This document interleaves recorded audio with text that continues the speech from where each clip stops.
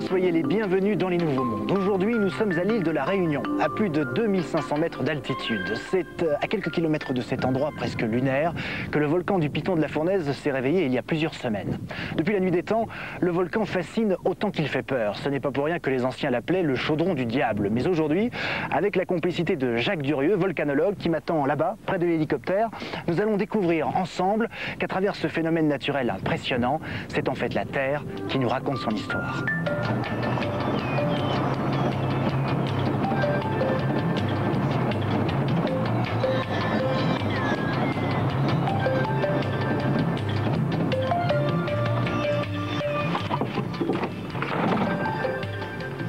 Bonjour Jacques. Bonjour Olivier. Alors il paraît que cela fait plusieurs semaines maintenant que toute l'île de la Réunion vit à l'heure du Piton de la Fournaise. Absolument. Le volcan est toujours en pleine activité aujourd'hui. C'est pas la première éruption, c'est pas la dernière non plus, espérons-le. Mais dans un premier temps, je vous propose de découvrir l'histoire de toute cette île depuis le sommet du Piton des Neiges. Parfait. L'hélicoptère nous attend, allons-y.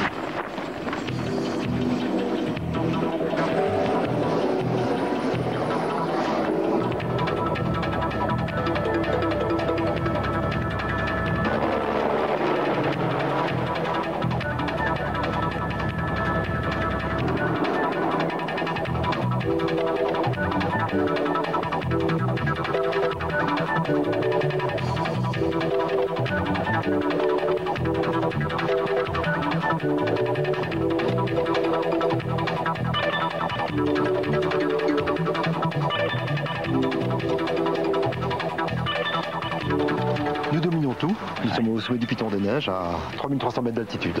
Alors en fait, Jacques, c'est ce volcan qui est à l'origine de l'île de la Réunion. Tout à fait. C'est le premier grand volcan qui s'est construit à l'île de la Réunion. Il s'est rehaussé jusqu'ici. Oui. Il s'est à la fin de sa vie effondré. Il s'est effondré, entaillé par des grands cirques comme ceux qui nous entourent. Ah d'accord. Où on trouve les témoins de ces éruptions du passé. La dernière fois qu'il a été en activité ici? Ici, au sommet, les dernières traces d'activité remontent à 20 000 ans et ont laissé plein de traces autour de nous. Bon, par exemple, là, il y a des très très belles bombes qui montrent cette activité explosive. Ça, c'est une bombe volcanique. C'est une bombe volcanique, c'est un lambeau de lave visqueuse qui a été projeté dans l'air par des explosions. On voit bien le mouvement de la lave qui a été vraiment tout à fait pétrifié. Il y a un arrachage de la matière lors du trajet aérien. C'est ce qu'on appelle une bombe en fuseau parce qu'elle est allongée. Mais alors c'est très bizarre, c'est tout lisse et c'est de la lave quand même. C'est de la lave, c'est un fragment en fusion projeté, mais tout à fait opposé et d'une composition tout à fait différente à celle qu'on va trouver sur le Piton de la Fournaise. C'est une grosse bombe, je suppose. Ça, c'est déjà une toute petite bombinette. Attendez, mais c'est déjà très lourd. Oui, mais de l'autre côté du sommet, il y en a qui font plusieurs mètres de diamètre. Ah, d'accord. Mais alors, ce que je ne comprends pas, c'est le Piton des Neiges aujourd'hui est éteint, le Piton de la Fournaise est en activité. Comment tout ça s'est créé? Quelle est l'origine de tout? C'est le processus d'une longue histoire. Mais je vais essayer de vous l'expliquer.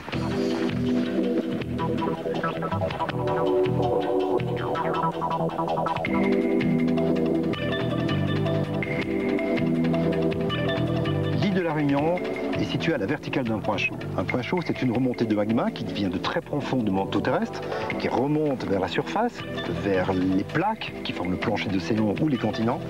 Et ce point chaud, tel un chalumeau, va percer la plaque. Oui. Et va donc, à sa verticale, construire un volcan.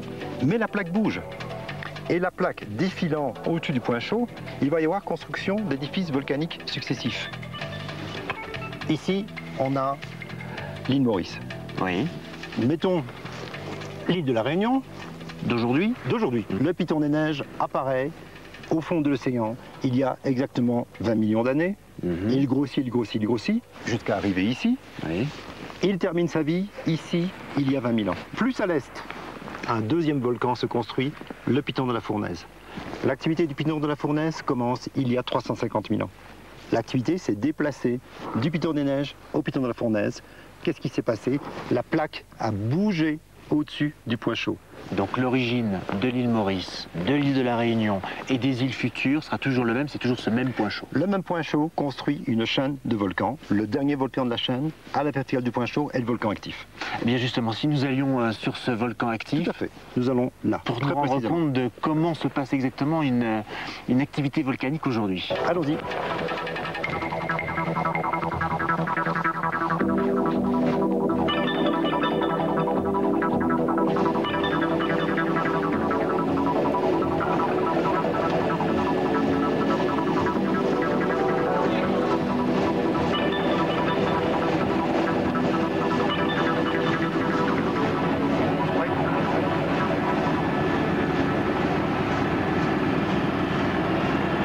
Et maintenant, le moment tant attendu, Olivier. Oui, on voit bien. Voilà, le volcan en éruption.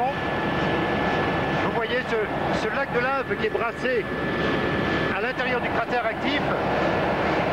Et de ce lac de lave descendent des coulées. Toutes ces coulées de lave ont couvert toute l'étendue que vous avez devant vous. C'est superbe. C'est une très belle éruption. Regardez le beau lac de lave.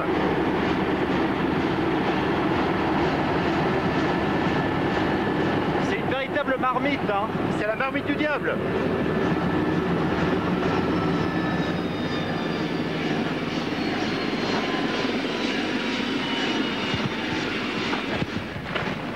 Et bien après une belle promenade par les airs, nous voici donc maintenant face au Piton de la Fournaise. Ce grand Piton de la Fournaise, qui est aujourd'hui en éruption. Alors cette éruption justement, est-ce que vous avez pu la prévoir? Oui, elle était prévue. Elle était aussi attendue depuis longtemps. Depuis 5 ans et demi, nous n'avions plus d'activité, alors que d'habitude, on en avait une à peu près tous les ans. Et puis, des signes se sont présentés peu de temps avant l'éruption. Le réseau a bien fonctionné. On a prévu le début de l'éruption et l'équipe de l'observatoire était d'ailleurs sur place à la naissance du volcan. Quand vous parlez de réseau, vous voulez dire quoi? Eh bien, tous les flancs du Piton de la Fournaise sont parsemés d'une série de bases automatiques qui font différentes mesures, qui auscultent le volcan à temps plein, jour et nuit, toute l'année. Et si vous voulez, Olivier, je vous propose, on va aller sur le réseau, on va aller voir comment ça fonctionne. Avec plaisir. On se retrouve donc dans un petit instant afin de mieux se rendre compte du travail des volcanologues tout au long de l'année.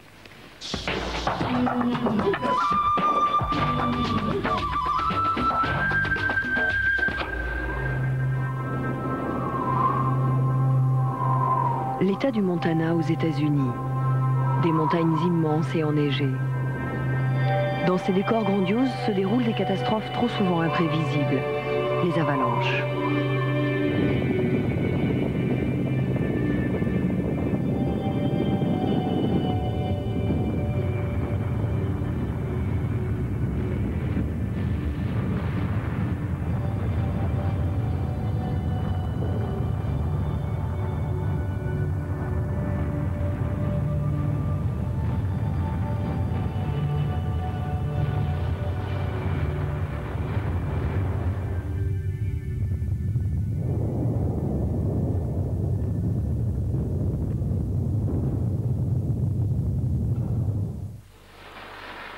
Carl Birkeland, du parc national Gallatin, est spécialiste des avalanches. Son travail quasi quotidien en période hivernale, ausculter les pentes enneigées, pour mieux comprendre et prévoir les phénomènes d'avalanche. De la même façon que vous ne verrez jamais deux flocons absolument identiques, il n'y a jamais deux tempêtes identiques. Il y a des tempêtes qui sont relativement chaudes et qui déposent sur le sol une neige compacte, et des tempêtes plus froides avec une neige plus molle. Les jours de vent, il y a accumulation de la neige par endroits avec formation d'une couche plus dense. En bref, nous n'avons qu'une seule chose à faire, voir sur le terrain ces différentes couches. Il faut donc creuser sur toute l'épaisseur du tapis neigeux pour faire apparaître ces couches. La coupe permet à Carl et à son collègue Ron Johnson de retracer l'historique des dernières chutes de neige. Ça, c'est la couche qui est tombée hier, quand il y avait du vent. Ici, la neige est plus molle. C'est celle qui est tombée le week-end dernier. Regarde ça. C'est la couche épaisse déposée quand il y avait beaucoup de vent, il y a 10 ou 15 jours. Les couches ici sont bien différentes. La neige tombée les jours de vent et de froid apparaît bien compacte. Celle tombée lors de journées plus douces est plus légère et apparaît plus transparente. En bas, la neige est la plus dense. En haut, elle l'est moins. La lumière passe à travers.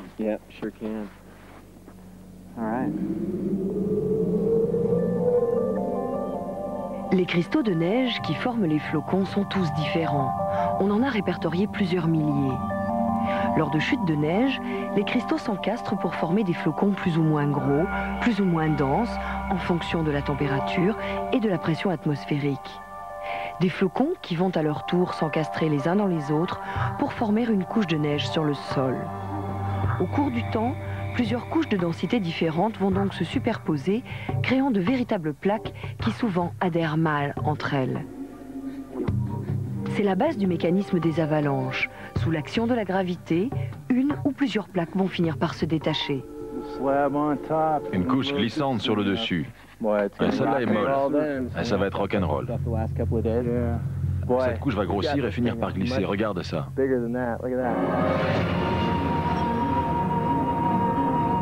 Bien souvent, l'élément déclencheur des avalanches est d'origine humaine, provoqué par les skieurs hors piste ou les skieurs de l'extrême, dont la passion leur fait parfois oublier le terrible danger, transformant de simples couches de neige en catastrophes naturelles.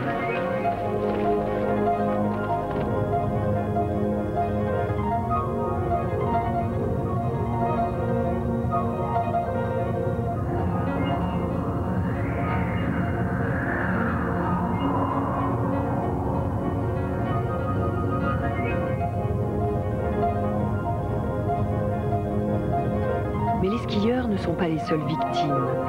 Les avalanches peuvent parfois ensevelir en quelques secondes des habitations et provoquer de véritables désastres.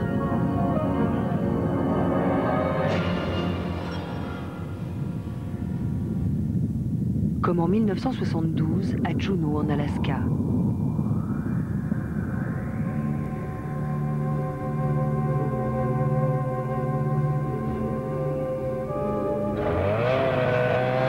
Autre déclencheur d'avalanche, les motoneiges. La puissance et la maniabilité de ces engins incitent à une pratique dans des endroits reculés et donc potentiellement à haut risque.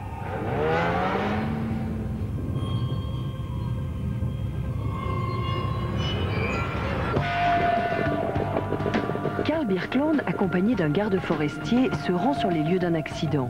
Son objectif, reconstituer le scénario de l'avalanche. Car pour progresser dans la prévision de ces catastrophes, il faut en analyser le plus grand nombre.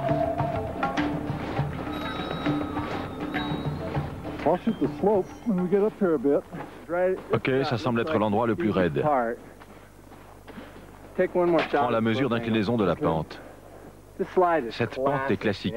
Je veux dire que c'est une petite pente, mais qui, malgré les apparences, met les gens en danger.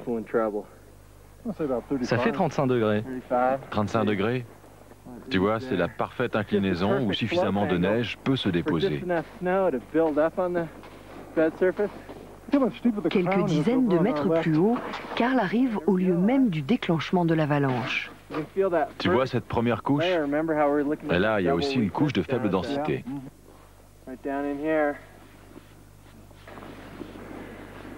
Carl prélève dans la couche la moins dense un échantillon de neige. Observé à l'aide d'un microscope spécial, les flocons apparaissent bien larges et bien aérés. La signature d'une couche peu dense est dangereuse lorsqu'elle est recouverte, comme ici, d'une plaque beaucoup plus compacte. Mais en découpant en profondeur la neige gelée, Carl découvre qu'il n'y a pas qu'une seule couche de faible densité, mais plusieurs. Sous le poids de la motoneige, l'avalanche était inévitable.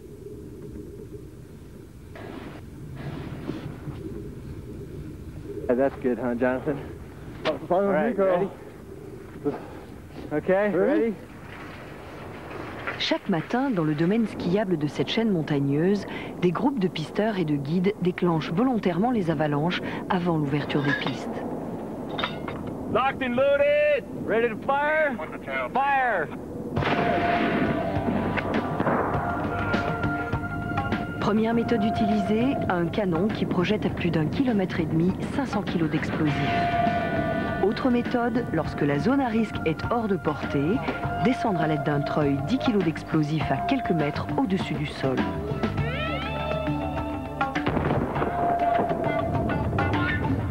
C'est à cette distance que l'onde de choc maximale suffit à déclencher l'avalanche.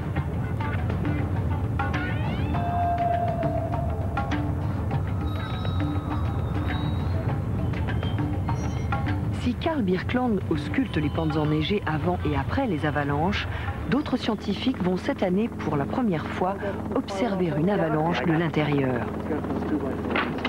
Au début de l'hiver, cette équipe de l'Université du Montana est venue installer une petite station de terrain. L'objectif de ces hommes, déclencher une avalanche sur eux-mêmes, dans cet abri équipé de divers appareillages pour y observer la dynamique cachée du phénomène. Un de ces appareils va permettre de mesurer la vitesse d'écoulement de la neige à différentes profondeurs. Un autre, de relever la température à l'intérieur de la coulée. Autant d'éléments qui permettront aux scientifiques d'observer la transformation de la neige de l'état de simple couche immobile en un régime torrentiel. Quelques mois plus tard, l'équipe retourne sur le site en pleine tempête. L'accès est devenu difficile et dangereux. Les scientifiques doivent progresser un à un dans les passages les plus périlleux.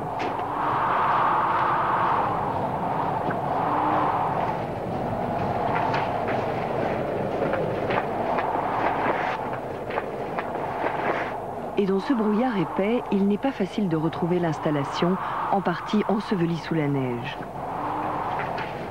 Dès leur arrivée, les chercheurs déblaient et prennent des mesures de profondeur et de densité comme référence avant l'avalanche. Ce que nous voulons connaître, c'est comment la dynamique s'enclenche à la base même de l'avalanche. Parce que si nous savons ce qui se passe au tout début de l'avalanche, nous sommes capables de savoir ensuite comment elle va évoluer. Hey Chris, what did you get for densities? We went from about 130 at the top, ranging down to about 280. Sounds good.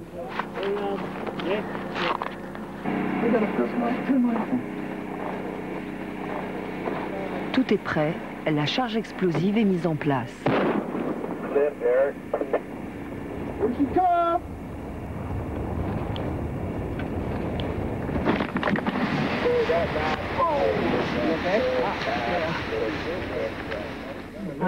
L'expérience semble avoir réussi. L'avalanche, détectée à une vitesse de 80 km/h au niveau de l'installation, n'aura duré que quelques secondes, ensevelissant totalement 2 des scientifiques dans leur abri. Mais les appareils ont récolté des données inédites. Toutes ces mesures, combinées avec les lois qui gouvernent les écoulements, permettront pour la première fois de modéliser sur ordinateur ces phénomènes destructeurs. Un outil précieux pour l'élaboration future de constructions capables de supporter les avalanches.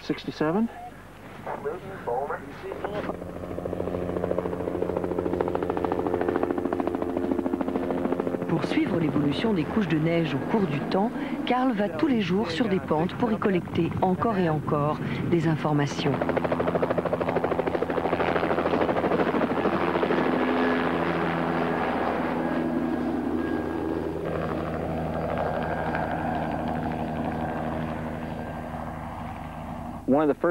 Une des choses essentielles que nous avons à faire, c'est de venir sur ces pentes, prendre des dizaines de mesures par jour et enregistrer tout ce qui se passe en un jour donné sur les différents versants. Personne n'a fait ce genre de travail jusqu'à présent. Pour dresser cette carte des pentes à risque, Carl fait des tests de stabilité qui permettent de trouver la couche la moins dense.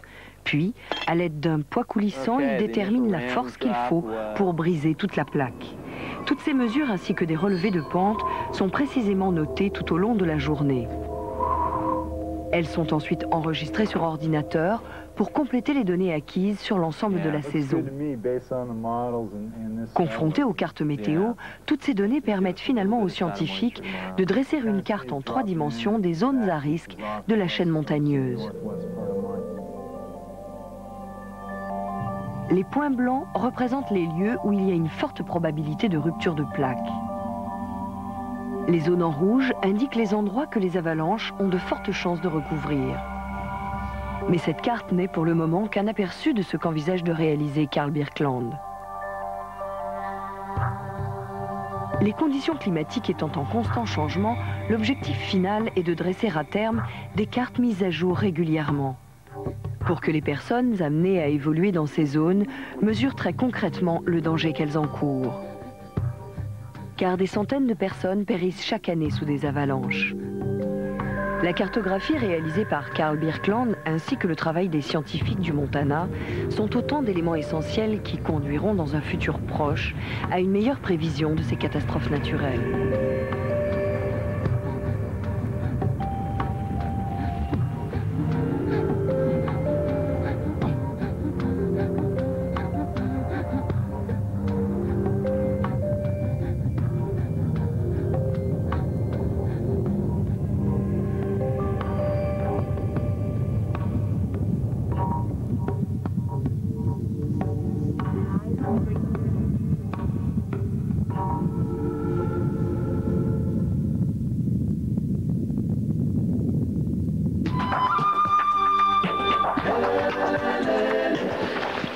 Nous sommes de retour sur le piton de la Fournaise à l'île de la Réunion avec le volcanologue Jacques Durieux et nous allons maintenant nous rendre compte sur le terrain des différentes manières dont procèdent les scientifiques pour mesurer et observer les volcans. C'est bien ça? Tout à fait, parce qu'en fait, l'éruption, qui est un moment certes intense et spectaculaire, n'est pas vraiment le quotidien du volcanologue. Il y a une routine, il y a une surveillance continue qui est faite par différentes équipes. Et ici, nous sommes sur une des stations qui couvre le piton de la Fournaise. D'accord.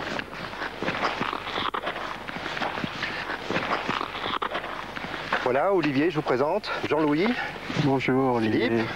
Bonjour. Jean-Louis Cheminet est le directeur des observatoires volcanologiques français. Ici justement, il paraît que c'est un des volcans les plus surveillés de la Terre. Est-ce que c'est vrai? Oui, certainement, oui. L'observatoire est probablement un des mieux équipés au monde.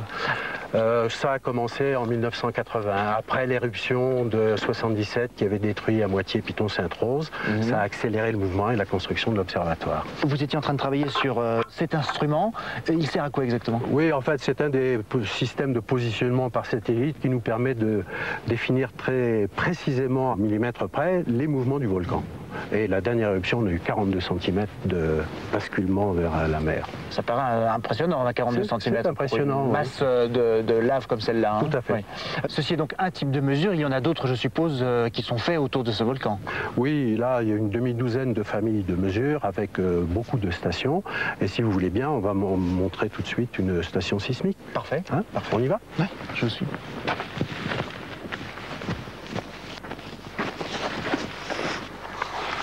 Ah ben on dirait un pot de lait. Voilà, ça c'est un sismomètre alors. C'est aussi simple que ça. C'est aussi simple que ça. Il y en a même de plus petits aujourd'hui. Oui. Alors, lors d'une montée de magma, par exemple, quand le magma se fraye un chemin vers la surface, il y a des ruptures de roches et ça crée des tremblements de terre, des vibrations, et les vibrations sont enregistrées avec cet appareil. De la plus petite à la plus grosse vibration, tout passe par cet appareil, rien ne lui échappe. Rien ne lui échappe, oui. Même s'il y a des promeneurs qui passent à côté, à 2-3 mètres, on les voit. Donc là, si je fais comme ça, par exemple, à l'observatoire, ils vont se demander ce qui se passe. On leur expliquera rapidement qu'il ne s'agit pas d'un nouveau tremblement de terre. Donc ça, c'était le deuxième type d'instrument que vous placez sur un volcan. Oui, la sismologie. Et vous avez d'autres analyses à faire encore? Ah oui, on a d'autres familles de mesures. Oui. Et je vous propose qu'on aille voir tout de suite un inclinomètre. Parfait. Hein, pour les déformations.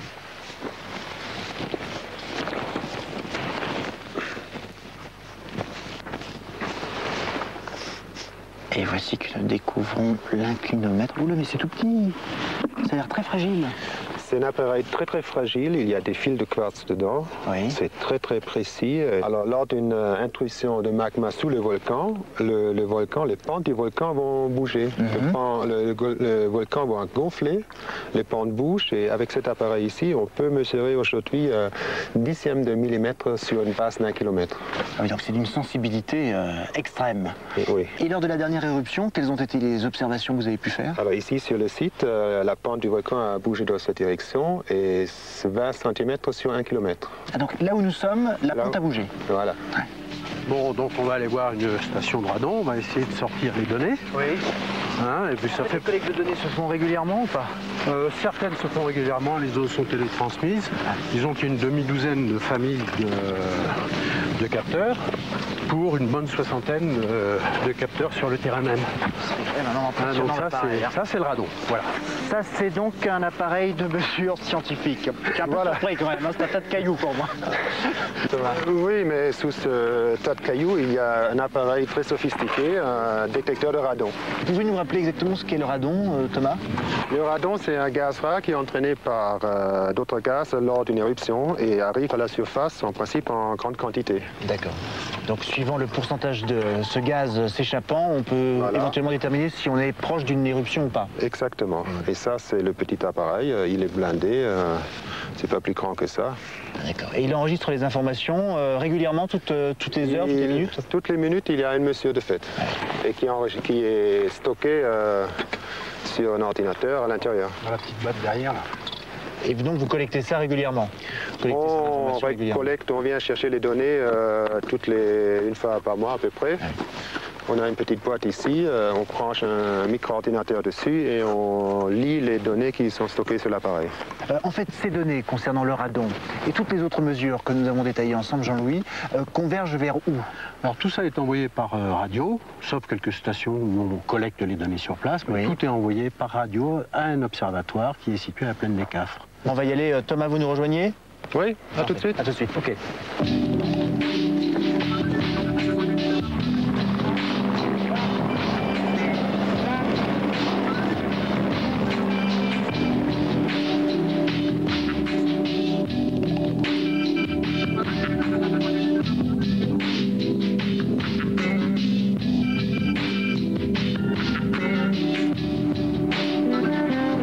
C'est quand vous avez cogné avec vos doigts sur le sismo. Alors maintenant, je vais vous montrer l'activité actuelle.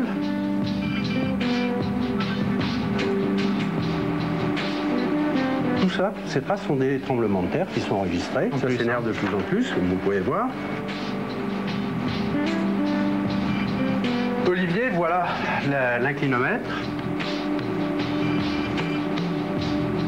Alors Thomas, avec Jean-Louis, on s'est rendu compte qu'ici à l'Observatoire, toutes les données récoltées sur le terrain convergeaient pour, je suppose bien entendu, mieux connaître encore le volcan. Mais qu'est-ce que ça peut vous apporter d'autre en fait? Ici, c'est d'abord la population qui doit être prévenue des éruptions dans l'enclos, hors enclos. Et on essaye de faire ça le plus tôt possible. Aujourd'hui, vous pouvez prévoir tout cela à combien de jours à l'avance, dans l'état des connaissances actuelles? On sait quand est-ce que le volcan commence à se réveiller. On sait ça, on peut voir ça des semaines avant. Ah oui. Pour cette éruption, on a vu par exemple 48 heures avant l'éruption que le volcan que la situation était sérieuse. Et 10 heures avant l'éruption, on a prévenu la préfecture d'une imminence d'une éruption. Par rapport à la prévention dont vous parliez, Thomas, on s'est rendu compte que l'utilisation du satellite était quelque chose d'important pour les volcanologues aujourd'hui, mais sachez que d'autres scientifiques utilisent également ce que l'on pourrait appeler les yeux de la Terre pour d'autres domaines, comme par exemple l'observation des océans ou encore de la tectonique des plaques. C'est ce que nous découvrons maintenant.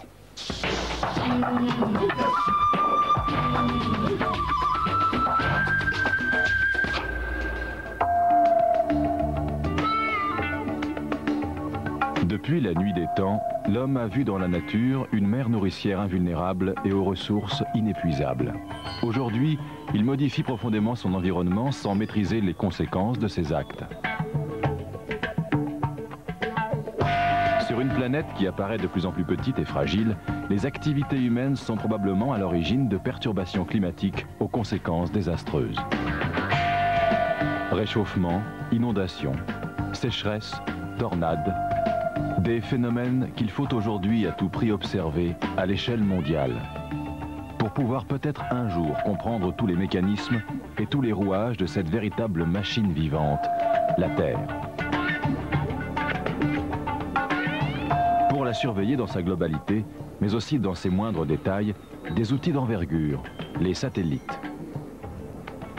Toute une panoplie ausculte notre planète en permanence.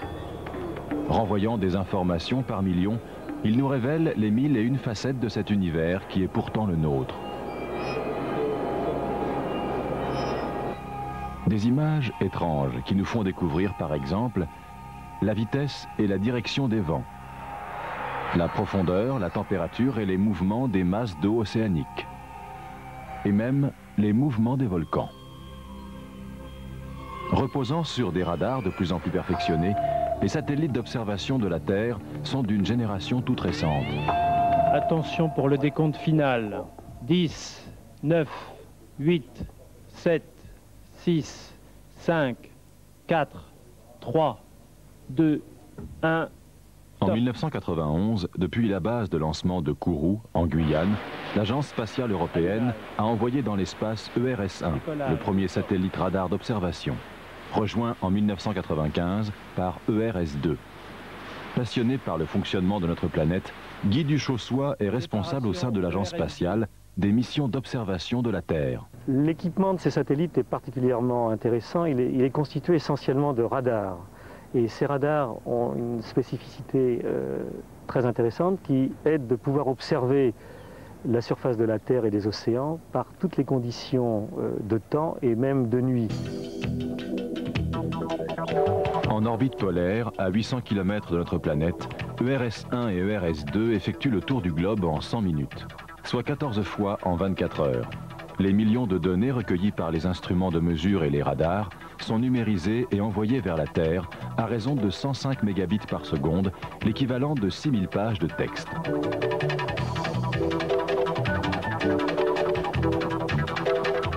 Alors pourquoi est-ce que les satellites d'observation de la Terre sont si importants? C'est tout d'abord qu'ils permettent d'effectuer des mesures en permanence, d'une manière globale, répétitive et continue sur toutes les parties de la Terre, sur tous les éléments essentiels qui composent le système Terre, qui est un système très complexe et en même temps très fragile. Il comprend naturellement les océans, l'atmosphère, les calottes polaires, les zones tropicales, les terres émergées. Et tous ces éléments interagissent ensemble d'une manière très complexe et les données des satellites deviennent indispensables maintenant aux scientifiques pour mieux comprendre comment notre planète réagit aux perturbations naturelles, telles que celles fournies par exemple par les éruptions volcaniques qui dégagent dans l'atmosphère une quantité énorme de particules, mais aussi aux perturbations créées par l'homme à travers les activités industrielles ou même la pollution urbaine par les voitures, ainsi de suite. La planète Terre, c'est 70% d'eau. Les océans jouent un rôle essentiel dans l'équilibre de notre planète. Les radars de ERS mesurent la vitesse et la direction des vents, le sens des courants, la température de l'eau en surface et la profondeur des océans. Rien n'échappe aux satellites. En mesurant avec précision le niveau de la mer, il a révélé qu'elle n'est pas aussi lisse qu'on imagine. D'étranges creux et bosses dessinent un relief vallonné à la surface des océans. Il s'explique par des différences de densité de la croûte terrestre liées au relief sous-marin.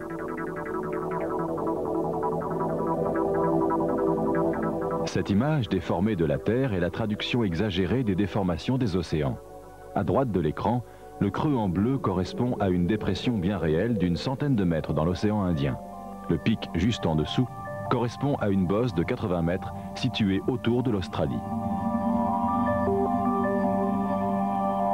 En mesurant exactement le profil de la surface, ces satellites peuvent donc reconstituer avec précision le relief sous-marin. Voici reconstitué en 3 dimensions le détroit de Gibraltar et le fond particulièrement tourmenté de cette partie de la Méditerranée.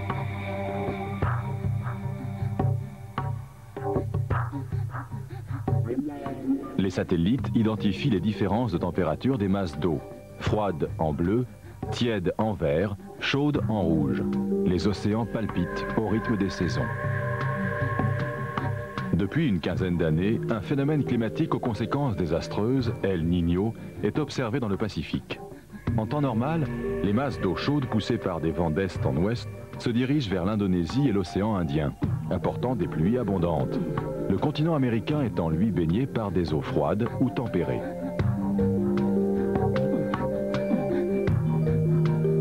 El Niño se caractérise par l'absence de ces vents.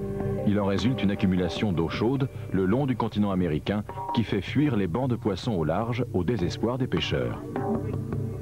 En 1997, le phénomène a atteint une ampleur inédite en Asie du Sud-Est en réduisant ou en supprimant les pluies de mousson, avec pour conséquence une terrible sécheresse et de gigantesques incendies. L'observation par satellite sur plusieurs années a permis de modéliser le déroulement d'El Niño et même de prévoir son apparition plusieurs mois à l'avance. L'enjeu désormais est de parvenir à calculer son ampleur pour mieux s'y préparer.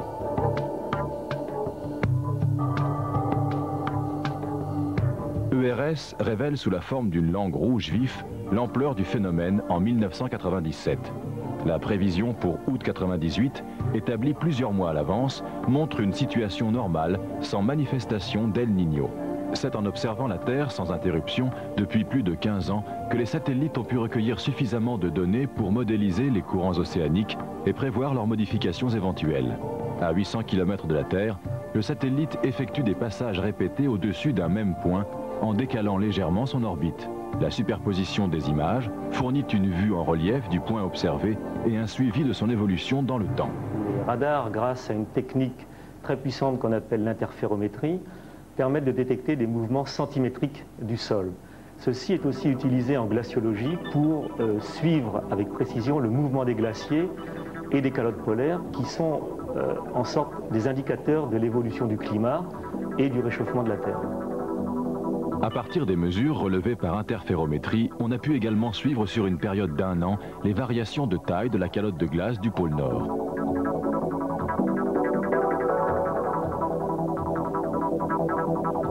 Les satellites sont aussi capables de déceler des phénomènes exceptionnels, comme les tremblements de terre ou bien l'éruption des volcans. Voici reconstitués les mouvements du cratère de l'Etna, observés sur une période d'1 an. Alors qu'est-ce que montre cette image? Elle montre essentiellement les déformations du volcan qui ont précédé et succédé à l'éruption. Nous avons ici approximativement 12 mois d'observation et on peut donc voir la pulsation du cône du volcan. Chacune des franges de couleurs différentes représente des mouvements de l'ordre de 2,8 cm. On peut compter environ 5 franges, ce qui veut donc dire qu'au total, la déformation du cône de l'Etna était de l'ordre de 10 à 14 cm. Les informations fournies par le satellite confirment les relevés effectués sur le terrain. Pour d'autres sites plus difficiles d'accès ou encore peu ou pas observés, le satellite est un irremplaçable outil de prévision pour les volcanologues.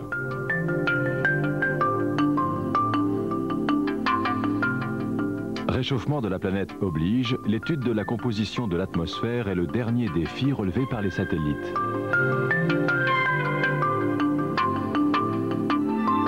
Le satellite ERS-2, en plus des radars qui existent sur ERS-1, embarque un instrument nouveau qui s'appelle GOM, qui est un instrument destiné à mesurer avec précision la composition chimique de l'atmosphère.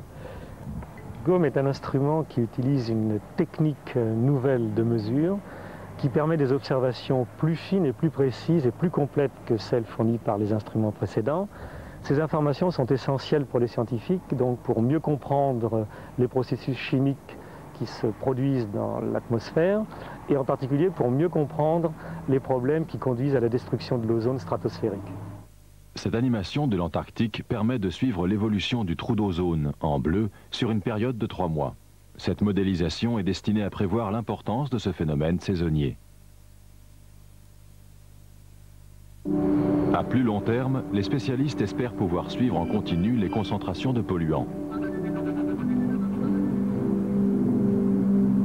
Car le satellite GOM permet aussi de mesurer à l'échelle planétaire les concentrations de gaz carbonique sur une période très longue.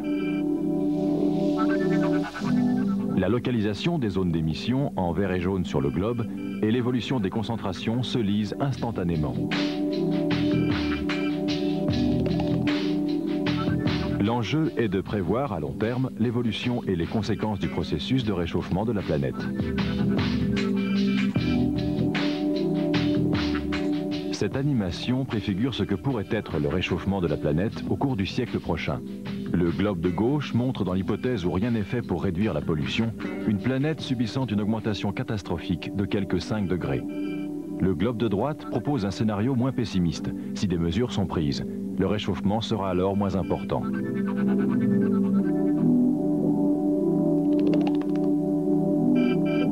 L'enjeu désormais est d'observer et de surveiller avec toujours plus de précision notre planète. Et pour cela, de développer d'autres modèles de recherche autour de la composition de l'atmosphère. L'Agence spatiale européenne s'apprête à mettre avant l'an 2000 un nouveau satellite sur orbite, Envisat, dont la mission durera 5 ans. 10 mètres de hauteur, 26 mètres d'envergure. Envisat est un poids lourd dont le lancement sera assuré par Ariane 5. Cet appareil est une version plus perfectionnée des satellites ERS-1 et ERS-2. Les radars d'observation seront capables d'analyser plus rapidement la nature précise des sols et les modifications qu'ils subissent. Ils couvriront également des zones plus grandes à chaque révolution, permettant par exemple de surveiller en continu le développement d'un cyclone ou d'une tornade.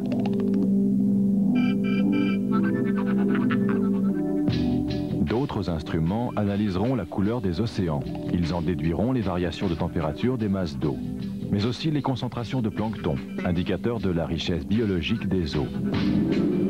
Des instruments de mesure de l'atmosphère permettront de mesurer en continu sa composition exacte.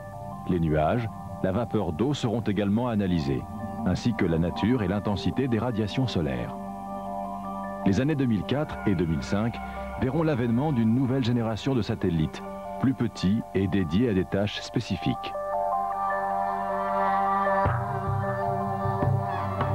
Ces anges gardiens, au regard perçant, à l'affût du moindre dysfonctionnement de la machine planétaire, veillent inlassablement sur notre avenir.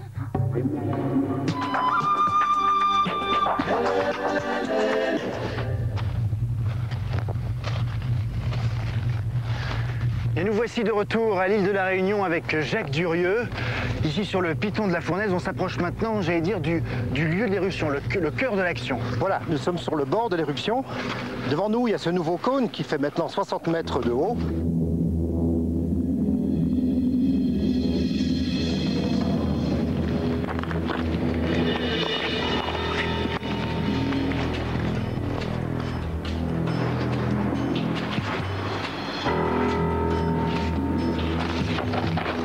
Nous sommes là maintenant sur une coulée de lave fraîche.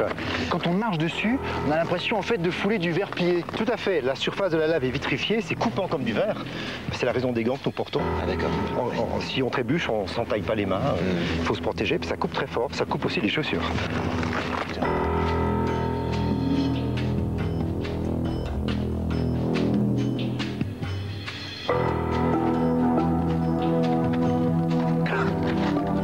La respiration commence à devenir difficile, Jacques, là où nous sommes. Là, on met les masques,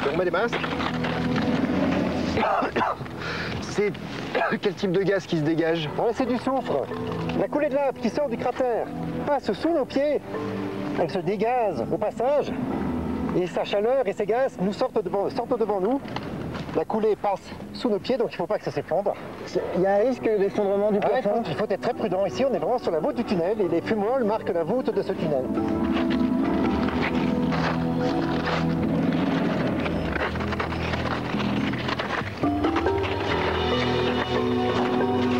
Voilà, là on est bien. On va mettre les casques. Alors, il y a une chose à savoir. Dites-moi. Lorsqu'il y a une explosion, si des lambeaux de lave sont projetés vers nous, on s'arrête, on lève la tête vers le haut, on regarde ce qui se passe et on les laisse venir vers nous. Et à la dernière minute, essayer de s'écarter du lambeau qui peut nous retomber vers nous. Bon. Je peux toujours me réfugier derrière vous, Jacques. Je suis pas bien épais, hein. Oui, mais ça me fera toujours bouclier, hein. Toutes ces pierres sur lesquelles nous marchons sont autant de projections depuis le début de l'éruption. Voilà, ce sont des lambeaux de lave et ces lambeaux accumulés au départ sur des très très grosses fontaines ont monté ce cône qui aujourd'hui fait 60 mètres de haut. Voilà, on arrive au bord tout doucement.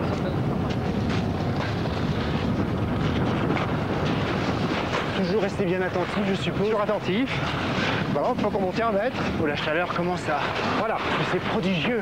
La chaleur violente, on est vraiment au bord du lac de lave. C'est ici que sort cette lave qui remonte du cratère. C'est incroyable. Donc là, nous sommes à la verticale de la cheminée. Il y a ce magma qui remonte directement de profondeur, c'est bon. C'est insensé la puissance.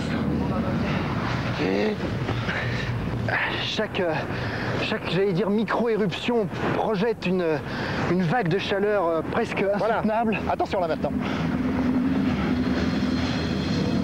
Oui, ce qui se passe, c'est que les... Attention, c'est bon. Oula, c'est fabuleuse, hein. Attention là, voilà, des grosses vagues de lave. Ce sont des grosses bulles de gaz qui viennent d'éclater en surface de ce lac. Et là, vraiment, on est face à la naissance de la Terre. Ah oui, c'est ce que j'allais vous dire, c'est... Attention. Attention, là, pas loin. Il n'y a rien pour nous. Il y en a une qui est tombée à 1 mètre de moi. Hein. Non, là, c'était bon. Ouais, attention là maintenant. Bon, ça augmente un peu, peut-être qu'on va faire demi-tour. Oui. On essaiera de revenir peut-être, mais là, comme les explosions augmentent un petit peu d'amplitude, on va redescendre prudemment. Non, on va aller rejoindre peut-être Nicolas Villeneuve qui lui fait justement les analyses de la lave. Oui, voilà, Nicolas est plus bas sur une coulée de lave. Là, il fait des mesures de température.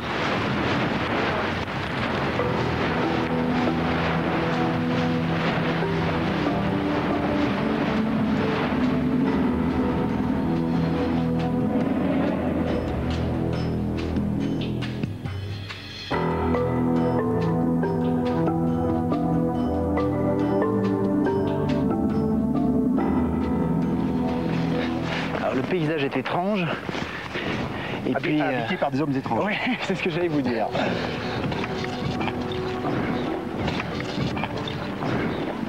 Voilà, eh bien c'est Nicolas Villeneuve, 25 ans, qui travaille au volcan depuis le début de l'éruption. Je m'occupe de faire des prélèvements et de faire des mesures de température. Et que donne alors cette mesure de température ici? Et bien là, il fait bien chaud déjà ici et plus près, il fait quand même à l'intérieur de la lave 1163 degrés. Alors en fait, ce qui veut dire qu'entre ici et la lave elle-même, il y a un moment où on ne peut plus humainement approcher. Il y a un véritable mur de la chaleur. Ici, bon, nous sentons que c'est chaud, mais c'est pas extraordinaire. Si on s'avance de quelques mètres, on sera très vite bloqué par un mur de chaleur qui fait que humainement, c'est plus faisable. Mais c'est quoi? C'est une question de mètres en fait. Attendez, je vais essayer, parce que j'ai l'impression qu'en fait, on peut relativement bien s'approcher. Ah oui, vous voyez, la limite, c'est ici. Là, tout à fait. Ah là, je sens que si je... Aïe, oui, d'accord, ok. Bon, je n'insiste pas. La température, c'est important, je suppose, pour vous, mais ça amène quelle réflexion, en fait, sur la lave? En fait, la température est un additif à tous les prélèvements qu'on fait. On a besoin de faire ensuite des analyses chimiques et physiques sur ces laves, et on a besoin de savoir à quelle température on a pris ces laves. Ah, donc en fait, vous faites des prélèvements également dans cette lave? Oui, tout à fait. Et justement, j'aurais besoin de quelqu'un pour m'aider, et si ça vous dit, j'ai de quoi vous vêtir. Vous savez, j'ai déjà, avec Jacques, été au bord de la marmite. Je peux bien maintenant prendre une petite cuillère de cette lave qui est vraiment impressionnante. On n'a vraiment plus l'impression d'être sur Terre, en fait, hein, très sincèrement. C'est une terre nouvelle. Oui, ou les premiers temps de l'humanité, en tout cas. Voilà, c'est ça. Bon, mais écoutez, on va s'équiper, on va se préparer pour faire ce prélèvement. Mais auparavant, je vous propose de partir en Arctique. Là-bas, des scientifiques essayent de déterminer où se trouve exactement le pôle magnétique, car celui-ci se déplace régulièrement. La dernière mesure ayant été faite il y a 4 ans, il est important pour eux de savoir où il se situe aujourd'hui. D'abord pour la navigation maritime, mais également plus précisément pour savoir où en est exactement le fonctionnement interne de notre planète.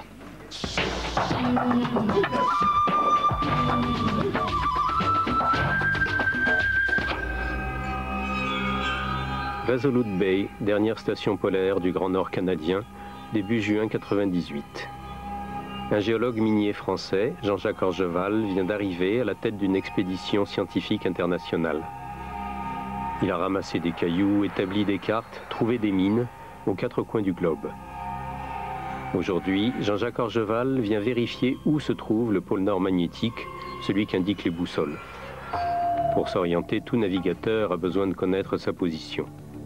Il est pour l'instant à 1000 km du pôle nord géographique, plus au sud, quelque part sur la banquise.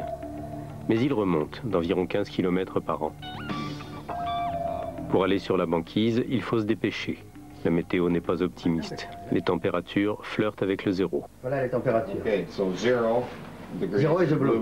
Nous sommes à Resolute ici, en bas de l'île, juste à la partie sud de l'île Cornwallis Island. Nous allons faire ce trajet pour aller directement sur LF Ringes Island. Le point de notre camp va être ce point rouge ici. Et nous allons faire les mesures pour le magnétisme tout autour de cette île, dans cette partie-là, sur la banquise, sur cette partie de l'océan Arctique, sur la partie ici, de la mer, et une partie sur l'île. Voilà. 270 miles. 270 miles. 270 000. de distance. Okay. Et on vous a déjà posé 6 bidons de carburant pour l'avion. Ils vous attendent là-bas. Le chef d'escale a l'habitude. Resolute est la plaque tournante de toutes les expéditions. Les pilotes ont assez de carburant pour se rendre sur les lieux, un ancien campement météo abandonné, mais pas assez pour rayonner tout autour. En plus, il ne faut ni neige, ni pluie, ni blizzard, ni brouillard. Il faut pouvoir utiliser les skis sur la glace et les roues sur la terre ferme. Et il faut le soleil. Sans lui, impossible de trouver le nord géographique, indispensable pour calculer la dérive du pôle magnétique. Ça, c'est la météo de ce matin, 5 heures. Vous voyez qu'on a low pressure, high pressure, high. On a un système qui tourne. Et on a un système qui tourne qui nous amène une ligne de nuages et de froid entre les deux. Frozen, brouillard, risque, neige, cloudy, enfin, il y a tous les mots clés qui font qu'il est impossible d'y aller. Alors, on a décidé la chose suivante. On avait 2 paramètres à notre projet. Le premier paramètre qui est le magnétisme avec Larry au sujet de la poursuite de ce pôle. Le deuxième paramètre avec Baruch qui est le prélèvement d'échantillons de glace et d'échantillons de particules d'air en surface. Alors nous allons décider et modifier notre schéma. On va ici sur l'ice cap. On va se poser à 2000 mètres d'altitude sur la montagne tout à fait en haut. Donc il va falloir être très bien couvert et avoir tous les vêtements pour résister à cette zone. Et on va faire le forage ici aujourd'hui.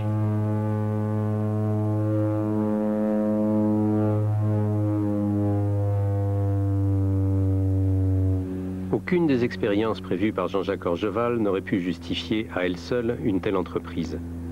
Le matériel est trop important, les distances gigantesques, les déplacements acrobatiques.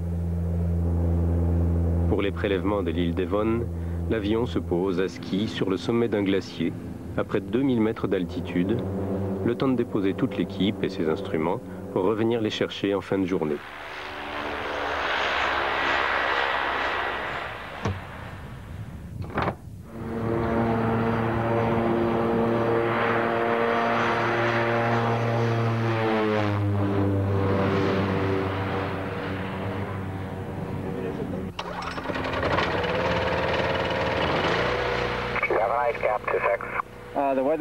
Le temps ici est splendide.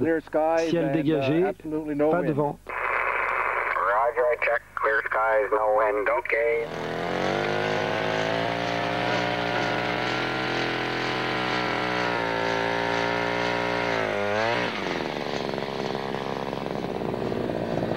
Il faut qu'on arrive jusqu'à la couche de glace.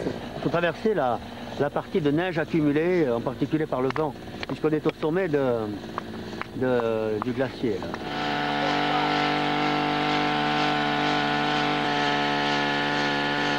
Le carottage va nous servir à étudier la présence d'éléments dans certaines strates.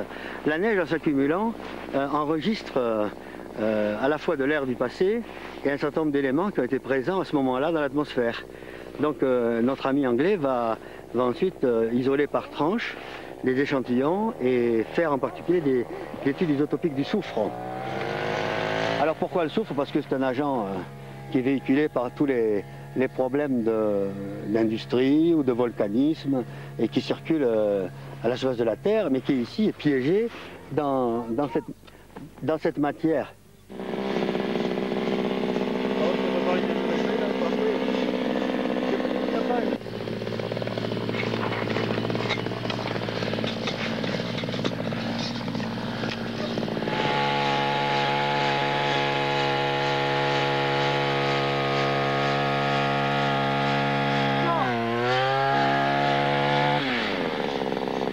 On ne creuse pas très profond, 9 mètres maximum.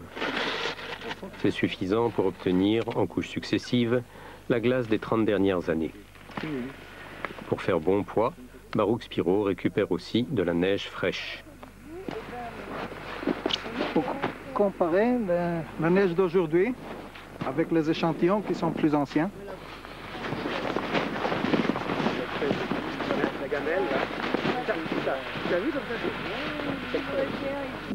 Après l'île Devon, les expériences vont être redoublées sur la calotte glaciaire de l'île Ellesmere, la plus nordique de toutes les îles canadiennes. Il n'y a pas de soufre volcanique ni de soufre marin au pôle, uniquement du soufre atmosphérique. Question, ne serait-ce pas par hasard ce fameux soufre rejeté depuis les années 70 par les usines des pays industriels? Pour comparer, Baruch Spiro s'est fait prêter la machine qui a analysé la teneur en soufre de l'air de Barcelone depuis les 30 dernières années. L'air vient dans ce tuyau et après l'air continue dans un piège oxydante qui va récupérer le soufre dioxyde qui est dans l'air.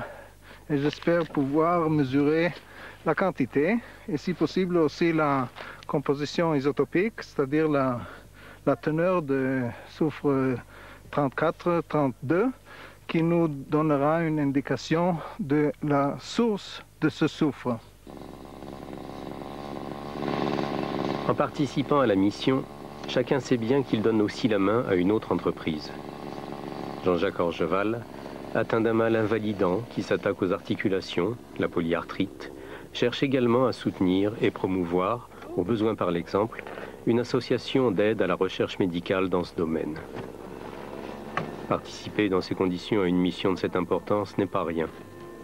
La diriger encore moins, même si Marie-Annick, son épouse, fait partie de l'expédition, prête à toute éventualité médicale. Larry Newitt, familier des expéditions polaires, sait bien que, même s'il fait encore beau, le temps peut changer d'une heure à l'autre. La réussite de sa campagne de mesure de la dérive du pôle magnétique dépend de ce que les analystes météo vont trouver sur leurs écrans. Andrei Belenki a justement fait son service militaire dans la météo. Il ne se fait pas d'illusions, ça sera dur.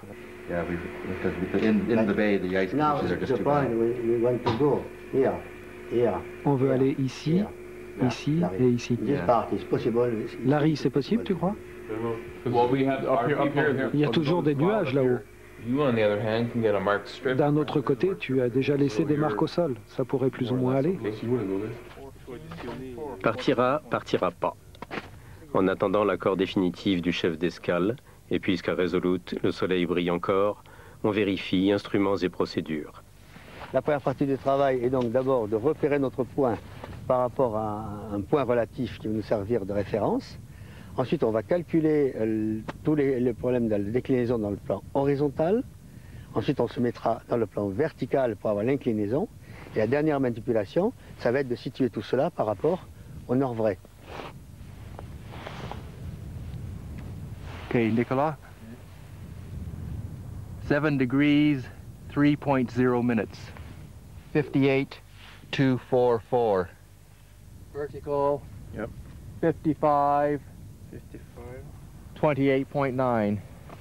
Donc on lit les mesures et on fait 4 mesures, donc 2 à droite, 2 à gauche, de façon à compenser les erreurs dues à l'appareil. Voilà l'enchaînement des opérations qu'on doit effectuer et qui durent à peu près 1h30.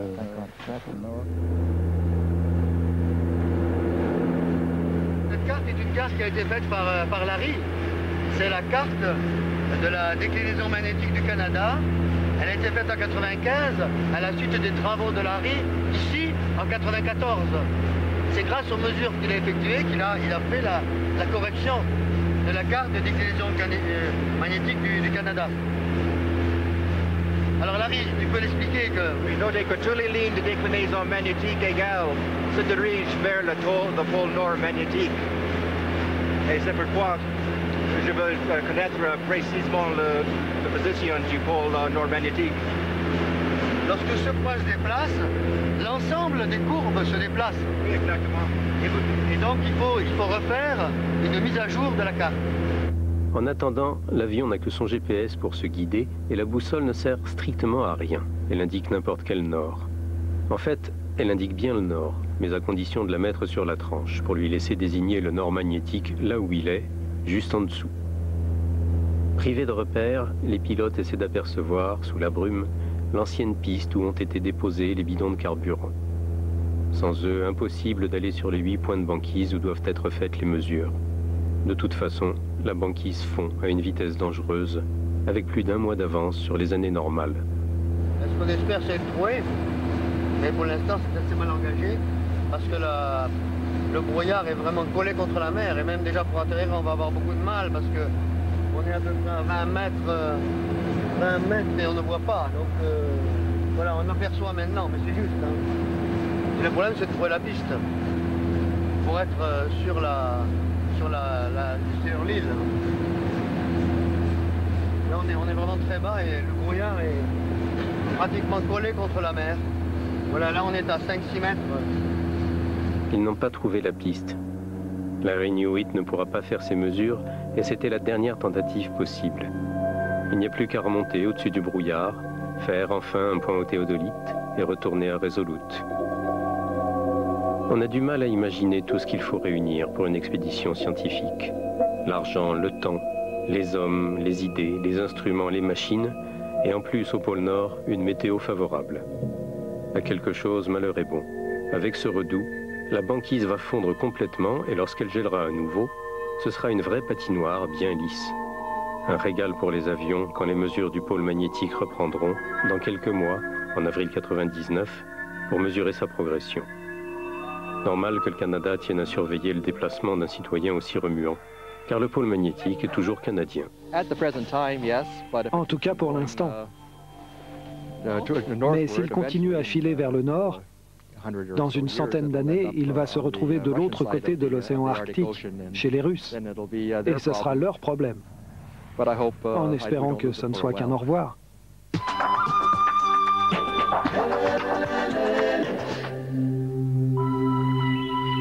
Soyez les bienvenus en île de la Réunion. Avec Nicolas Villeneuve, nous allons maintenant procéder dans ces nouveaux mondes à un prélèvement de lave. Je vous assiste, je porterai le seau d'eau de façon à pouvoir donc figer cette lave le plus vite possible. Au plus vite. D'accord. Très bien. Donc, il faut mettre le chapeau.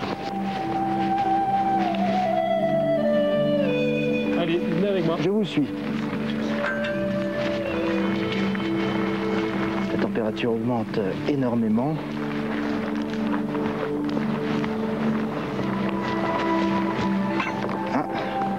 Ah oui, c'est de la fraîche, ça. Ah oui, là, il faut que ça soit le plus liquide possible. Oui. Donc attention, ça va bouillir. C'est bon, on peut y aller. Et ça boue énormément. C'est une bonne méthode pour faire de l'eau chaude. Il nous manque plus que les sachets de thé. Si ça vous a plu, je vous propose de, à votre tour, et vous essayez. Ah bah écoutez, avec plaisir. Allez-y. Donc, prenez là la plus liquide possible. Et on va la ramener comme ça, elle nous servira aussi. Donc, voilà. Attention, c'est très chaud. Éloignons-nous parce qu'il commence à faire un peu chaud. Oui, c'est vrai que la température augmente même avec la protection. On dépasse certainement les 50 degrés à l'intérieur de la combinaison.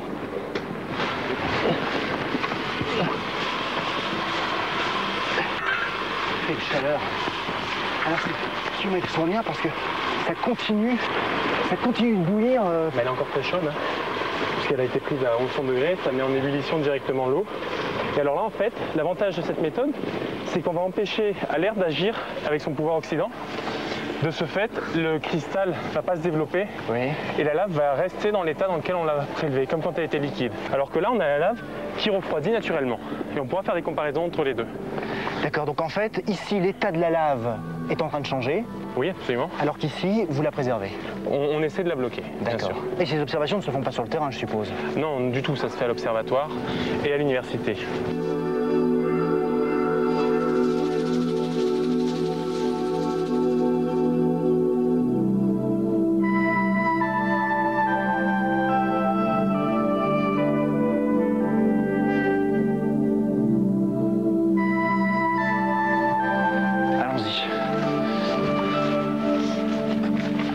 Je vous aide, Nicolas, à porter votre seau. Non, ça ira très bien, je vous remercie. Vous êtes habitué, je suis confiant.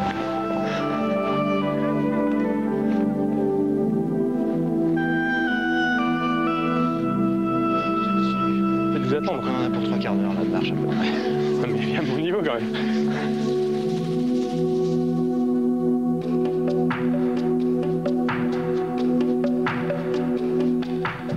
Que se passe-t-il à ce stade-ci de votre observation? En fait, à partir de maintenant, on va décider entre faire de la chimie et de la cristallographie. Et tout ce qui est étude des cristaux va se faire à l'Université de La Réunion. À partir d'un échantillon comme celui-ci, on fera une lame mince qui en fait passera au microscope, qui n'est pas plus grosse que ça, et qui nous apprendra quelle est la quantité de cristaux et quelle est la nature des cristaux qu'on a ici. Parallèlement, ces échantillons partiront demain soir avec Jean-Louis vers la métropole où on aura une analyse chimique à l'IPG. Alors, le fait de déterminer le pourcentage de cristaux dans la lave, ça vous aide à savoir quoi? En fait, l'analyse chimique et l'analyse cristallographique servira à savoir le dynamisme du volcan. Est-ce qu'il y a des réservoirs sous le volcan plus profondément? Est-ce que ces réservoirs sont nombreux ou uniques? Et comment est alimenté le volcan? Je vais vous laisser travailler. Vous connaissez Jacques Picard? Absolument, il y a toujours des millions de choses à nous raconter. Oui, il paraît qu'en effet, ici, à l'île de la Réunion, c'est véritablement la mémoire du volcan du Piton de la Fournaise. Je vais maintenant le retrouver.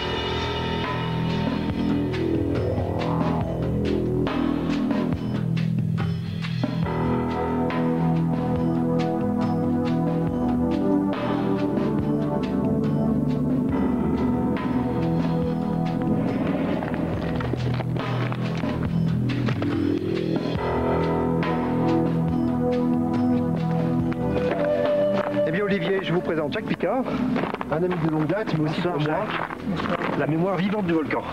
Bonsoir. Vous venez souvent comme ça quand il y a une éruption au bord de la lave? J'essaie de venir souvent, oui. Avec toujours la même émotion? Toujours la même émotion. Vous vous souvenez de la première fois que vous avez vu une éruption? La première fois, ça donne le frisson, on a peur, on a envie de partir, et puis on a envie de rester. Comme ce soir, on a peur, on a envie de rester. Et ça fait une drôle... La première fois, ça fait drôle après. Mais c'est vrai qu'on est toujours entre la peur et la fascination, voilà, en fait. On a les deux ensemble. Ça vous marque à vie, si vous voulez. Ça vous marque au fer rouge. Depuis ce jour où vous avez vu votre première éruption, il y en a combien qui ont émaillé votre vie jusqu'à ce jour?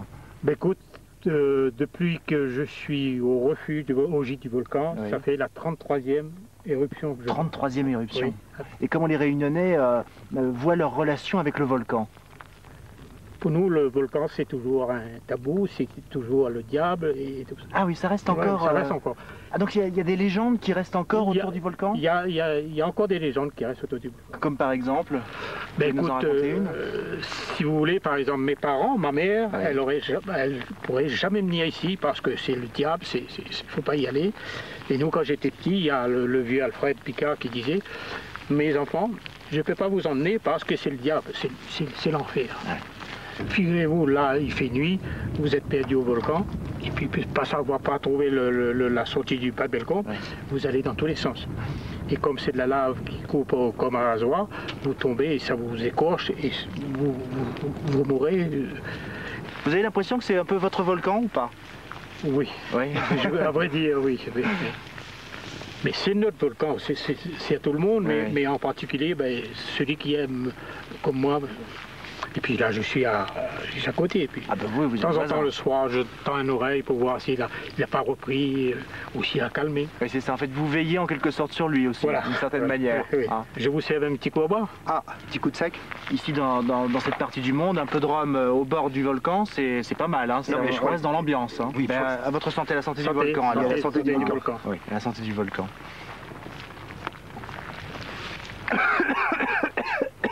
Ah, il est... Ah, c'est un fameux rhum, hein? Ah oui, ça c'est fait exprès pour c'est mieux encore que le cratère sur lequel on est allé avec Jacques. C'est fait exprès pour les mauvaises soirées. Ah oui, je comprends bien. Alors là, le diable, il est parti depuis longtemps.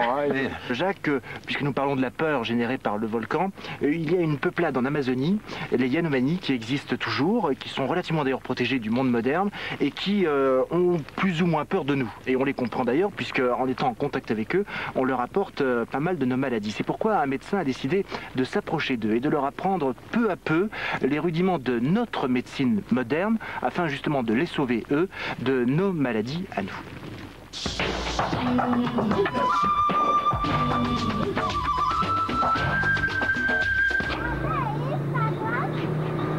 San Gabriel da Cachoeira, une petite ville d'Amazonie. La dernière avant des centaines de kilomètres de forêt tropicale.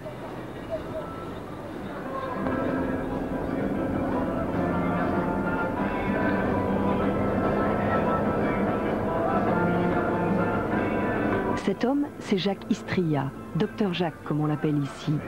Depuis 1994, ce médecin pas comme les autres mène au Brésil des actions de santé sur le terrain. Il surveille plus particulièrement l'évolution d'une tribu d'Indiens de Haute-Amazonie. C'est à la Casa do Índio, la maison des Indiens, que le docteur Jacques retrouve ses patients, des Yanomami.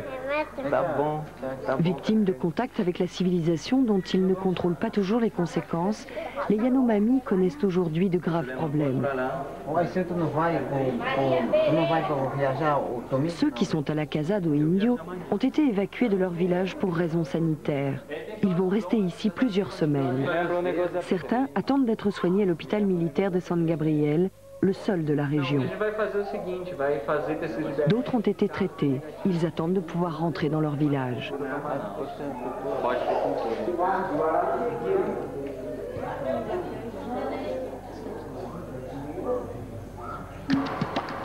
Et pour rejoindre ces villages, c'est toujours une expédition.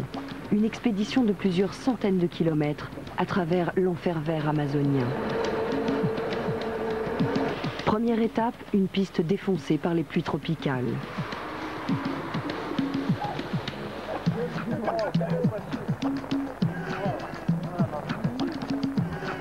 Après la piste, une rivière, le Rio Kawaburis, la seule voie d'accès au village Yanomami. À bord d'une pirogue, on embarque tout un chargement.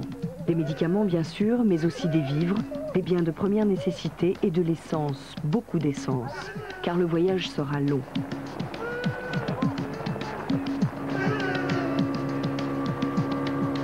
Les Yanomami sont loin de tout.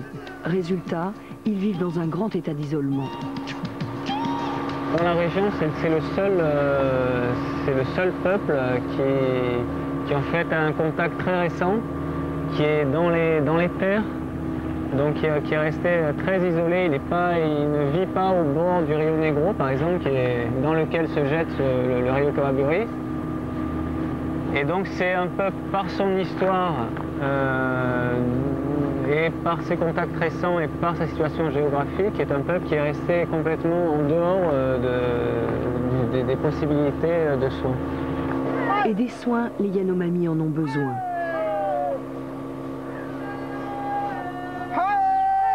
Maturaka, l'un des 7 villages dont Jacques Istria surveille l'évolution. En 15 ans, tout a beaucoup changé ici. Des maisons individuelles remplacent aujourd'hui les anciennes habitations collectives. Les trocs avec les chercheurs d'or brésiliens et les missionnaires, ainsi que des séjours de plus en plus fréquents à San Gabriel, fournissent vêtements, machettes et armes à feu. Mais ces contacts avec l'extérieur ont aussi des conséquences dramatiques. Première tournée d'inspection sanitaire à Maturaka pour le docteur Jacques et Irène Delaunay, une infirmière à la retraite qui l'accompagne bénévolement depuis la première expédition de 1994. Il est fatigué. Oh, il est pas bien. Première tournée et première constatation, la situation sanitaire ne s'est pas améliorée depuis leur dernière visite. C'était il y a moins d'1 an. La dysenterie, une maladie mortelle qui provoque de graves diarrhées hémorragiques. Mais ils sont fatigués. Comme beaucoup d'autres ici, cette maladie est directement liée à des conditions d'hygiène précaires. La conséquence directe des changements trop rapides du mode de vie des Yanomami. Là, il y a 360 personnes dans un même village, ce qui n'existe pas normalement chez Yanomami. La sédentarisation, donc des lieux où s'accumulent les déchets, où s'accumulent aussi les coins où l'on va faire ses besoins, déféquer, uriner. Alors qu'avant, le semi-nomadisme permettait un recyclage de tout ça. Et donc le milieu de vie était beaucoup plus sain. Là, le milieu de vie, par le confinement et la sédentarisation, fait qu'il y a des problèmes d'hygiène beaucoup plus importants qu'avant. Et le petit mangeait tout à l'heure du manioc, alors que ce manioc est par terre, tu vois. Donc ça, c'est clair que tant qu'on n'arrivera pas à faire comprendre certaines notions basiques d'hygiène, il y aura tout le temps ce type de problème de diarrhée, etc. En plus des diarrhées, il y a aussi la grippe, la malaria, les infections respiratoires chroniques. Et depuis quelque temps, les cas de tuberculose augmentent. Les plus touchés, les enfants et les vieillards.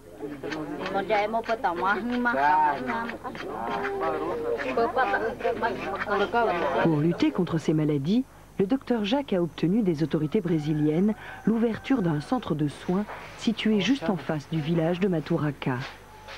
Grâce à ce poste, il est possible d'assurer une présence médicale permanente sur le terrain. De plus, détail important, les médicaments sont maintenant stockés ici, bien à l'abri de l'humidité.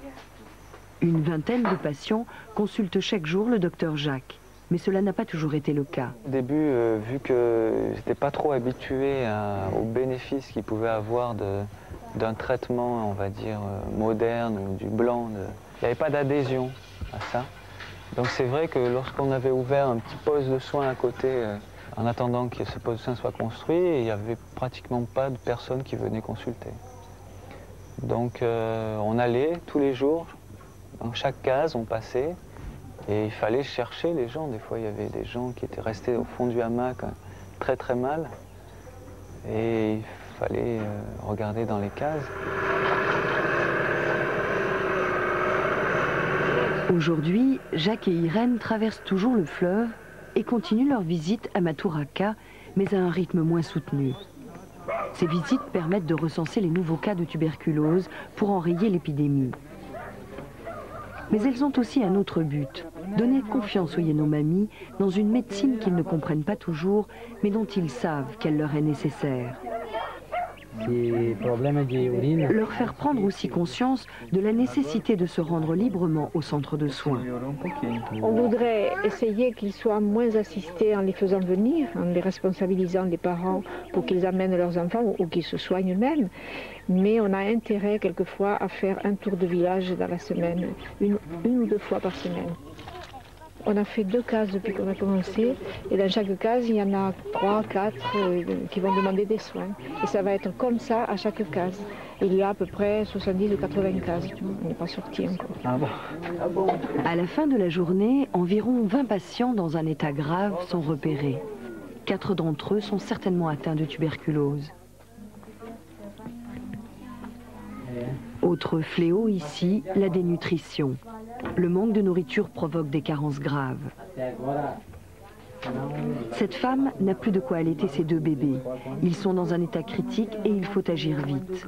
Mais comment faire quand on est loin de tout et qu'un produit aussi banal que le lait manque? Il est délicat. Il est un peu sous-alimenté. C'est Mario, un agent de santé qui a remarqué pendant une tournée de soins l'état préoccupant de ces 2 nouveau-nés. Mario est un Yanomami formé à la médecine moderne. Il représente le lien indispensable entre la médecine des Blancs et les malades du village. Pour le docteur Jacques, les agents de santé sont un rouage essentiel pour planifier avec succès des actions sur le terrain. Là vous avez 2 agents de santé. Salvador, qui est de Maturacá, Savio, qui est de Ariabou. Alors Savio, c'est plus ancien, et on a travaillé ensemble depuis 1995. Ce que je veux bien, ça c'est très important pour ce type de système de santé, pour que ça peut passer par les agents de santé. C'est le futur, et c'est grâce à eux que tout peut fonctionner, s'améliorer et avoir une viabilité. Pour être opérationnels, ces agents suivent une formation qui tient compte des particularités des Yanomami et de leur représentation de la maladie. Le plus difficile, faire comprendre aux malades la nécessité de suivre un traitement de manière régulière. Au poste de soins, c'est Irène qui gère la distribution des médicaments. Tout cela fonctionne exactement comme dans une pharmacie. Ça, ce sont des petits cartons qu'on récupère sur les emballages pour faire les ordonnances pour les agents de santé. Donc il y a là-dessus la date, le village, le nom de la personne, la posologie, bien détaillée. Ariabou, le village voisin de Maturacá, 7 h du matin. Savio, l'agent de santé, entame sa tournée de distribution de médicaments. Cette mission, il l'effectue tous les jours. À l'heure actuelle, Savio est capable d'identifier une maladie de façon précise, à partir des symptômes du malade, et de lui donner un traitement approprié. Exactement comme avec ce petit garçon qui souffre de diarrhée chronique. À terme, lorsque la mission de Jacques Istria sera terminée, les agents de santé prendront le relais. Ils seront en principe capables de gérer les problèmes sanitaires des villages en l'absence du médecin.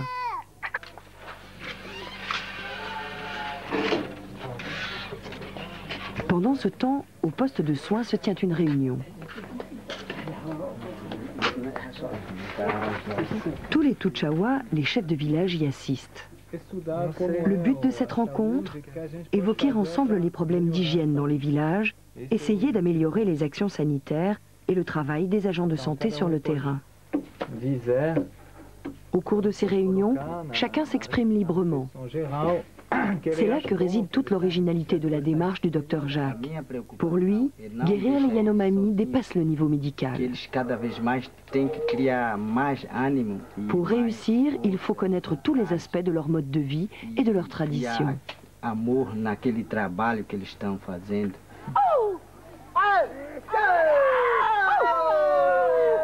Et ces traditions sont toujours intactes malgré les récents bouleversements socio-économiques qu'ont connus ces Indiens.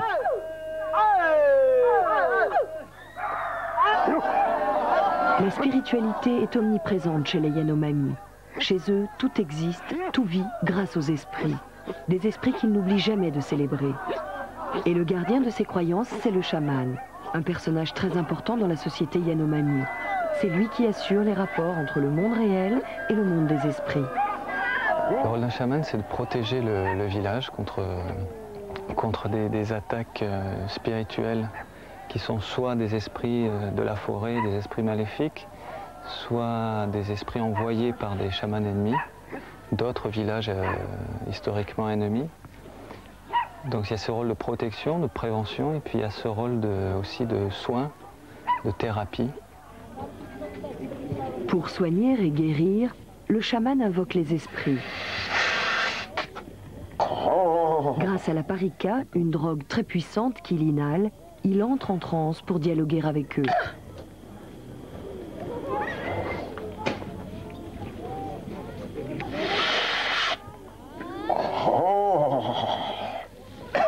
Et ce dialogue dure parfois des heures. À terme, les esprits donnent aux chamans la solution pour ramener ceux qui souffrent à des dispositions plus favorables. Étudier ce mode de guérison est capital pour le docteur Jacques. Ça m'apprend surtout à connaître la façon de penser Yanomami, le monde Yanomami, leur représentation de la maladie, et ça m'aide beaucoup pour les messages à faire passer, notamment aux agents de santé. Alors ces messages m'aident à trouver des passerelles entre ce que nous on souhaite que l'agent de santé fasse, ce qu'on souhaite qu'il comprenne. Et donc ça permet d'avoir des référents qui fonctionnent. Des référents bien loin de notre médecine moderne. Et pourtant, c'est uniquement en comprenant et en respectant les traditions des Yanomami que Jacques Istria pourra réussir son programme de santé ici. Il en est persuadé. Sa médecine à lui guérit le corps, mais elle n'est pas efficace sans guérison des âmes. Ça, c'est le rôle du chaman et la croyance des Yanomami.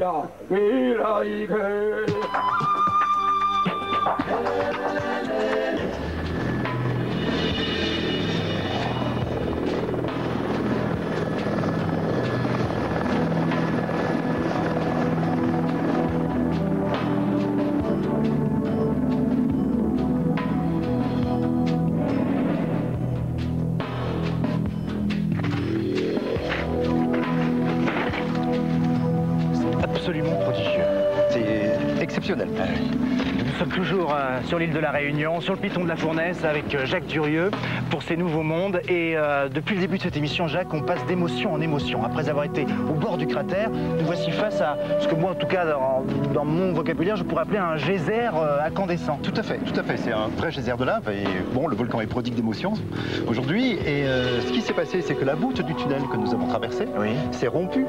Le lac de lave dans le cratère principal, visiblement, descend, il se vidange. Il y a une espèce d'effet siphon fond. La lave sort par cette voûte brisée, donne naissance à ce geyser où la lave est projetée par des gaz. Ça forme ce très très beau parapluie de lave. Il y a un jet de gaz qui relance ces grands lambeaux très fluides. On a la lave très fluide, très chaude, la plus chaude du volcan aujourd'hui, et qui nous offre un spectacle magnifique, qui construit un petit cône qui s'effondre de temps à autre. Est-ce que ça veut dire que cette espèce de masse de lave que nous regardions d'en haut est en train de se vider par cette brèche? En partie. Le lac de lave que nous avions vu, qui était dans le cratère, est descendu. Il est redescendu dans le cratère, il s'est mis au niveau. D'accord. Donc les vases communicants. Ce sont deux vases communicants, ils se sont équilibrés, cela ressort ici. On a un petit lac de lave qui est brassé par ces gaz et la lave qui déborde, qui rayonne tout autour. C'est un verre. Oh là, regardez, la paroi vient de s'écrouler. Voilà. C'est extrêmement instable. Ces parois sont construites sous nos yeux par l'accumulation de tous ces lambeaux de lave qui s'empilent les uns sur les autres. Oui. C'est très chaud, donc ça n'a pas le temps de se refroidir. La lave reste molle, si je peux dire. Puis dès que c'est brassé par ces courants de gaz, par les vagues de lave, donc ça s'effondre, ça se reconstruit. Et toujours est-il que ce phénomène de naissance est vraiment très très beau. Donc en fait, pour le volcanologue que vous êtes, ce phénomène est classique, mais est assez rare. Rare. Personnellement, je n'ai eu la chance que de le voir une autre fois, il y a très longtemps de ça, sur Hawaï, qui est un volcan très semblable au piton de la Fournaise. Et c'est un plaisir et un privilège que d'être là. Par contre, elle est bien vivante derrière nous là. Et du coup, la lave se rapproche. Je vous propose qu'on parte pour s'en éloigner. Je préfère.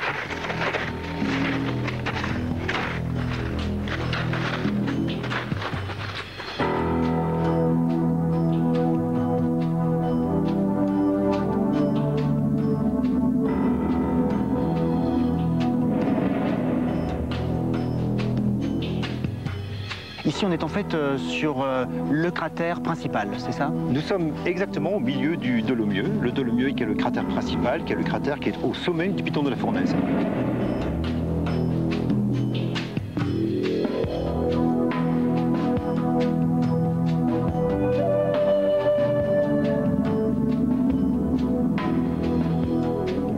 En fait, quand on est comme ça dans un paysage lunaire, on le dit depuis le début de cette émission, c'est de penser que, alors qu'ici il n'y a que désolation autour de nous, le volcanisme ait pu être à l'origine, entre autres, de la vie sur Terre. Je crois que nous devons beaucoup aux volcans. Maintenant, les volcans ne sont pas uniquement créateurs, ils sont aussi parfois destructeurs, et nous pouvons parler, parce que nous sommes à La Réunion, le maximum d'activité de ce point chaud a eu lieu il y a 65 millions d'années. Pendant 500 000 ans, le point chaud a craché du basalte, des coulées de lave qui se sont pilées les unes sur les autres. Ces coulées de lave ont créé, disons-le, un petit continent qui est l'Inde. L'Inde a été créée par le point chaud sur lequel on se trouve. Tout à fait. Depuis cette époque-là, le triangle indien a remonté vers le nord, dans ce grand balai qu'on appelle la dérive des continents, mais il s'est passé autre chose. Durant la grande éruption, qui a duré 500 000 ans, un énorme panache de cendres était mis en place. Parce que, je veux dire, il y a dû y avoir un dégagement de gaz. De gaz, de cendres, bien plus gros que ce que nous avons vu. Ces cendres ont entouré toute la Terre, ont obscurci la lumière du soleil, la végétation a dépéri, et les grands herbivores qui couvraient la surface de la Terre à l'époque sont morts. Donc on peut penser éventuellement que la disparition des dinosaures, pour prendre cet exemple-là, ait pu avoir eu un lien, une corrélation avec ce point chaud. C'est une des deux hypothèses quant à la disparition des dinosaures. Est-ce que ça veut dire que pour l'instant on est dans une phase, j'allais dire, de réelle bonne santé, qu'on n'a pas à s'en faire de ce point de vue-là? La Terre évolue, la Terre vieillit, en fait elle se refroidit. Les volcans, tels que celui que nous avons vu actif, extrait de l'énergie de la Terre, la rejette vers l'espace et notre Terre se refroidit. Un jour, mais dans bien longtemps, elle sera froide. Le jour où la Terre sera froide, ça sera un astre mort. Nous serons morts aussi. Notre vie dépend très directement de la vie de la Terre. Bon, et ça, c'est prévu pour dans combien de temps? Nous avons le temps. Oui, plusieurs... Je n'ai pas de pronostic à... Plusieurs millions d'années, en tout cas. Oui, très certainement. Bon, et heureusement. Comme ça, on aura l'occasion certainement de se retrouver très prochainement pour vivre de nouvelles aventures dans les nouveaux mondes. Merci infiniment, Jacques Durieux, de nous avoir suivis, comme c'est guidé pendant toute cette émission à travers ce paysage et cette suite de paysages, parce que les paysages sont très différents ici à La Réunion. Les paysages sont extrêmement variés. Puis en plus, vous nous avez fait vivre d'intenses émotions. Merci beaucoup, et puis à très bientôt sur France 2.